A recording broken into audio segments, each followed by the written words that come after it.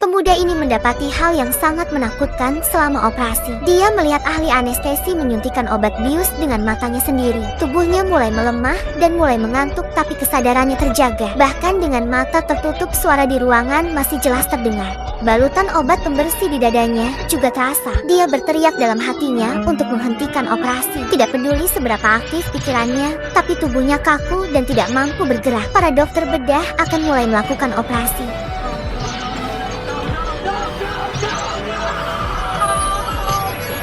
Rasa sakit yang tajam terus memukul-mukul sarafnya. Kulitnya dipotong sedikit demi sedikit dan tulang rusuk yang dipotong dengan mesin. Untuk menahan rasa sakitnya itu, dia terus memikirkan istri barunya ketika dia membawanya ke pantai, memiliki beberapa anak, dan habiskan masa tua bersama. Semuanya akan menjadi jauh lebih baik. Dia terus berangan-angan dan menghibur dirinya sendiri. Semua kelihatan normal saja. Dokter anestesi berjalan keluar untuk istirahat, tapi begitu dia pergi, suasana berubah tanpa alasan yang jelas, dan dengan begitu tiba-tiba dokter bedah yang tadinya serius menghentikan operasi secara langsung. Ekspresinya juga seperti orang kebingungan. Dari percakapan mereka diketahui bahwa orang-orang ini sengaja gagalkan operasi untuk membunuhnya. Pemuda itu tidak percaya karena dokter bedah itu adalah sahabatnya. Awalnya dia menolak dokter ahli yang dibawakan ibunya karena dia ingin dioperasi oleh dokter sahabatnya itu. Tapi itu malah membuatnya celaka. Dia mengatakan pada dirinya kalau dia tidak akan mau mati di sini. Dia merobek selotip dari matanya, mengeluarkan selang dari mulutnya yang penuh dengan cairan. Dia mendapati dadanya masih utuh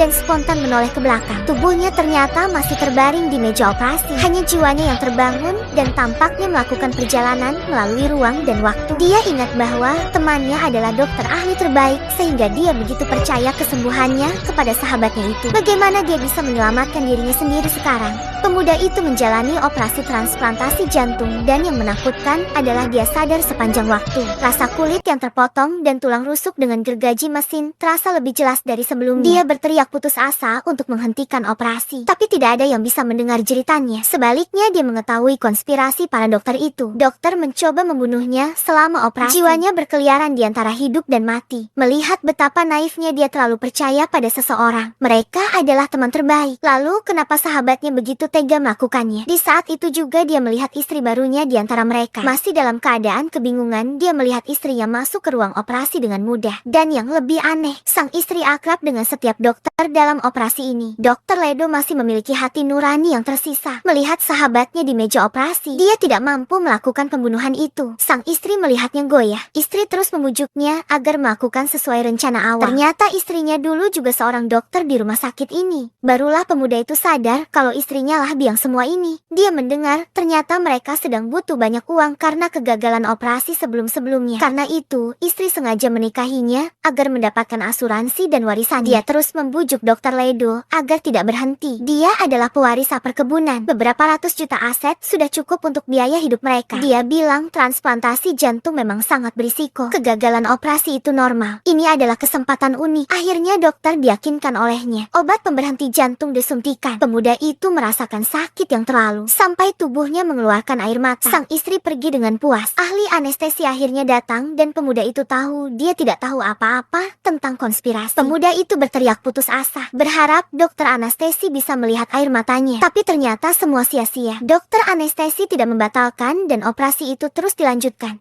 Dokter bedah akhirnya keluar dan mengabarkan kalau jantung yang ditransplantasikan tidak ada tanda-tanda detak sama sekali. Jadi operasi dinyatakan gagal. Sang ibu menerima berita itu dan jatuh ke dalam keputusasaan yang tak ada habisnya. Dia berharap menemukan jantung lain untuk putranya. Orang-orang di ruang operasi yang berhasil dalam konspirasi tertawa. Jiwa pria itu kembali ke rumah dan menunggu kematian tanpa bisa berbuat apa-apa lagi. Beberapa hari kemudian dokter bilang agar ibunya beristirahat.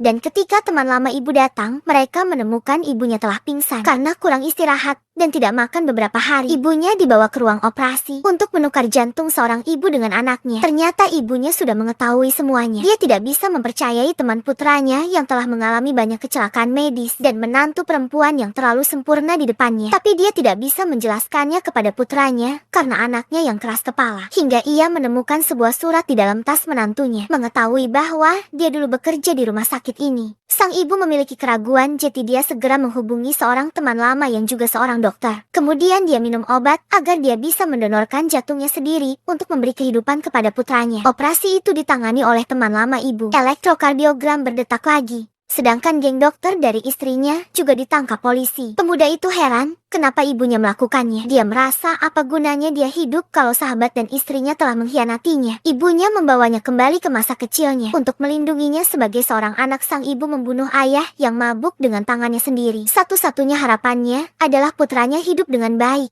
Ketika istrinya juga ditangkap, bersamaan dengan itu pemuda itu tiba-tiba sadar dan membuka mata.